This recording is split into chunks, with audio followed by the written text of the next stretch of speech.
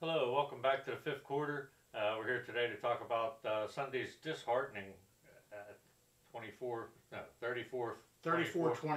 loss to the San Diego Chargers. The numbers disheartening is being mild. It was a debacle. Yeah. It really was. I mean, you got a team. First time they'd ever won a regular season game in 14 tries in Pittsburgh. The last one, 15. The last game that they won was that memorable playoff game.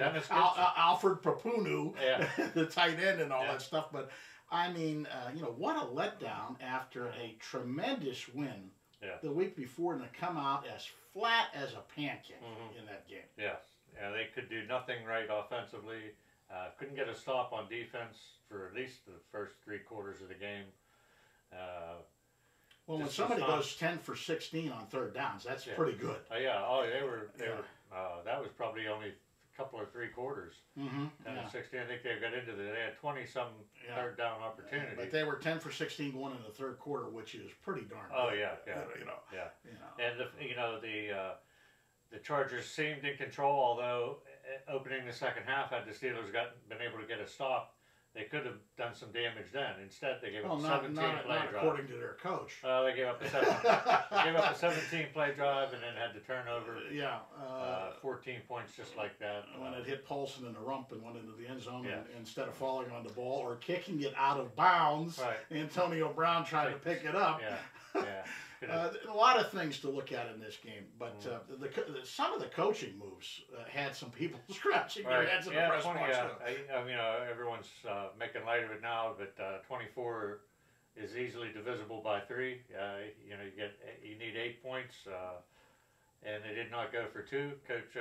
Coach Tomlin is still holding those gadget 2-point conversion plays in his hip pocket. Yeah, put him in his hip pocket. But be good for the off season. Help you come draft. Well, the answer left a lot of people very bewildered in the press corps.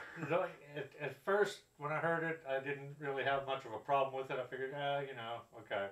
But then, these coaches are 24/7, in the film room studying this, breaking down that. Can't they come up with another 2-point conversion play if they have to use one to stay in the game and hopefully win it? They're paying the offensive coaches a lot of money to devise some plays. But anyway, that aside, there were so many things that the running game was non-existent against the Charger defense. They were run blitzing all day. They couldn't pick up a 4th down and 1 at midfield. Which they gave up a 4th and 1. Yeah, they did, and then just a curious onside kick, which I guess is a new wrinkle in the NFL. But they did the onside kick after they refused to go for 2, which also made me scratch my head.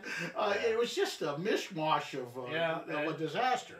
But bottom line, George, it didn't really hurt them. They could have made some valuable ground by winning that game, but they didn't lose anything because Cincinnati lost to Dallas and Baltimore lost to Washington without RG3 on the last play. Kirk Cousins, the Michigan State quarterback, comes in and leads them to victory. But it prompted John Clayton. I was talking to ESPN's John Clayton, the press box, and we were talking about some things, and he remarked that the Big East is better than the AFC right now. Could be. Could be. It is really strange, but their destiny is still in their own hands at 7-6.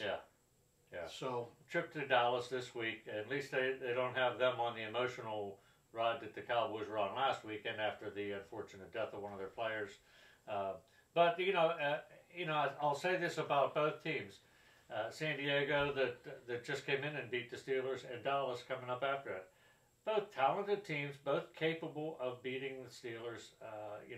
San Diego was playing for their coach's job probably, although that may be a lost cause. I think that's a long shot. That's a lost cause, I'm sure. But you know what? They came in and played like professionals. The Steelers talked the talk during the week. They just didn't walk the walk on Sunday. Well, Baltimore is already planning a move for Norv Turner.